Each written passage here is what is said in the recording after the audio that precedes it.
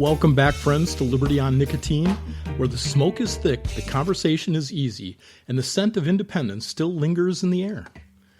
Today's topic, the great cigar personalities of history. The men who didn't just smoke cigars, they became cigars.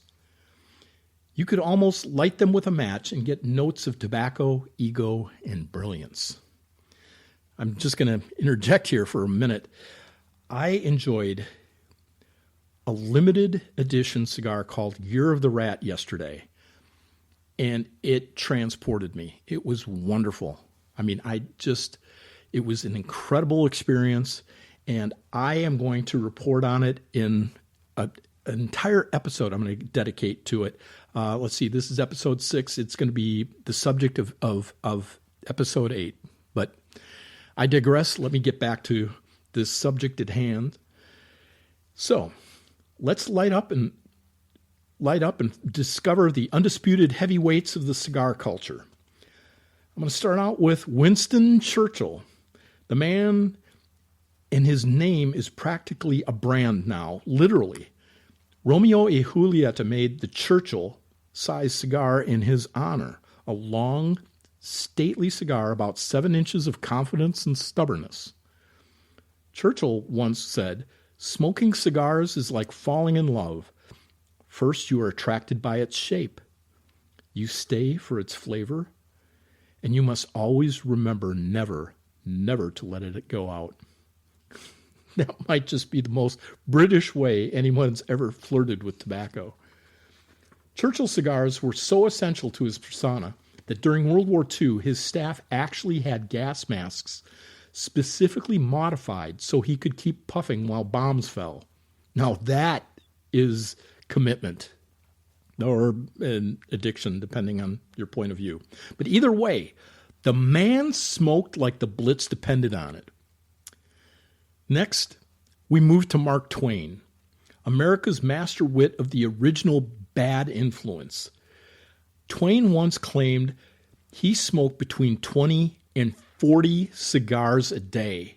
Can you believe that? 20 or 40 a day. That's not a habit. That's a hobby, a lifestyle, and possibly a cry for help. He famously quipped, if I cannot smoke in heaven, then I shall not go. Twain preferred cheap cigars, and it makes sense. Reportedly the kind you'd find rolled up in someone's lunch break. I mean, he had 20 or 40 of them a day. How else could you afford them? The man loved his cigars scrappy, much like his characters. Then there's Sigmund Freud, the original couch enthusiast. Now, Freud's cigar was more than just a prop. It was a philosophical companion. He smoked up to 20 cigars a day, too, which might explain some of those Freudian insights. When a student once suggested that his cigar might be a symbol of something deeper, Freud famously deadpanned, "Sometimes a cigar is just a cigar." Translation, calm down, Carl Jung. I have a story about another German professor, and that's who I keep having the voice go into my head. His name was Professor Wald. He was at the University of Wisconsin, taught climatology there, and he was very deadpan, very serious guy, but he did have a sense of humor. And one of the students one time, he was taking questions, and he said, "Why is it so damn cold here in Wisconsin in the winter?" And Professor Wald turned to him and said, "Well, we have to kill the vermin at least once a year. How do you feel?" I died. I laughed so hard. Okay, let's get back to our subject matter here. Next in line, the painted mustache of mirth, Groucho Marx. Groucho's cigar was his punctuation mark. Every one-liner, every insult ended with a puff of smoke and a knowing grin.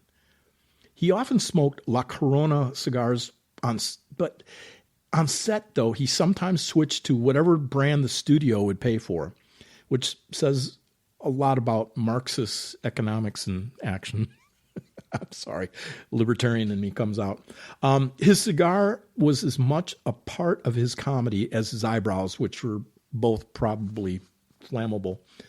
Then we've got George Burns, another funny man, the eternal old man of show business who sometimes stayed old for 60 years of his career. But Burns lived to be 100, and when asked about his health, he said, "I smoke 10 cigars a day. I drink a little martini before dinner. That's my recipe for a long life."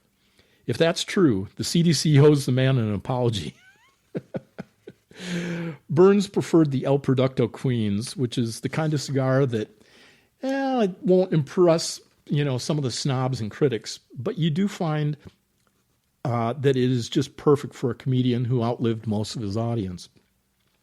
We can't forget JFK, John Fitzgerald Kennedy, who loved his H. Upmann Petite Coronas. Now, catch this. Before signing the Cuban embargo, he had an aide secure over 1,000 of them just to make sure he'd been fully stocked. Now, that's a foresight with a hint of Democrat hypocrisy that Nancy Pelosi would envy, but hey, at least he was honest about his vices.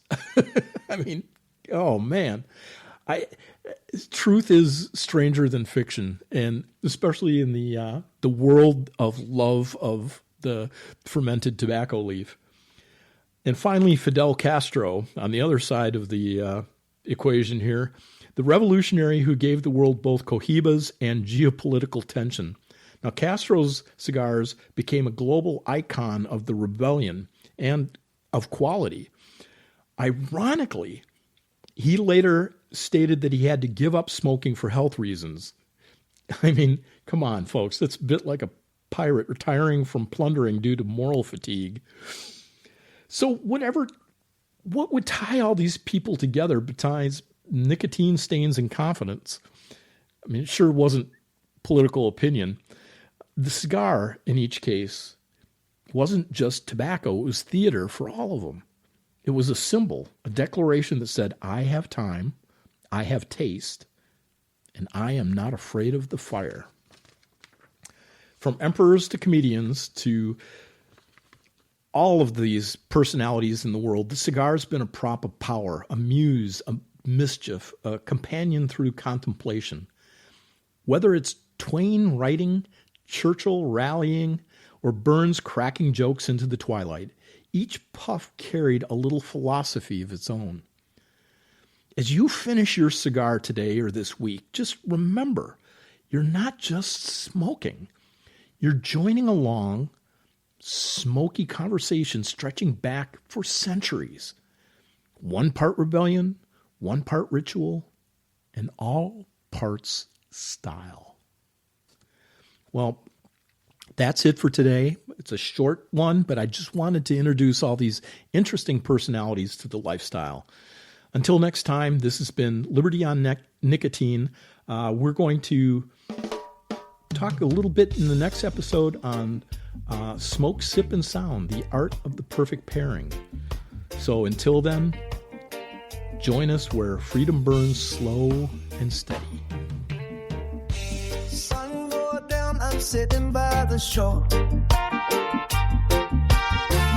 Got the smoke rising up, drifting through my door.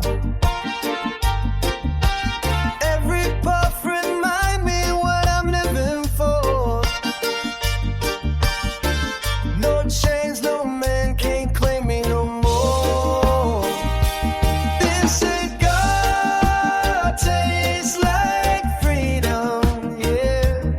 Rolling slow like a midnight prayer.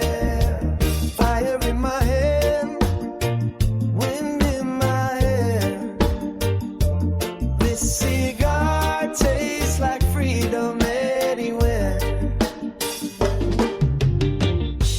Worked all week, now I'm claiming my time. Little leaf of liberty, smooth like rhyme. Some call it habit, I call it peace of mind. Every draw unwind the ties that bind. This cigar tastes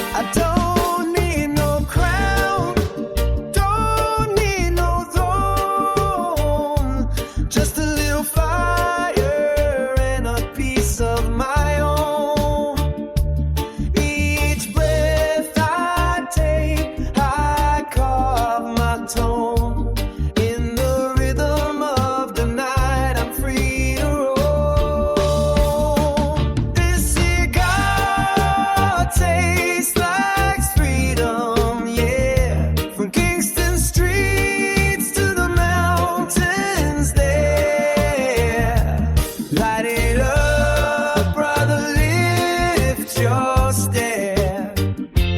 This cigar tastes like freedom everywhere.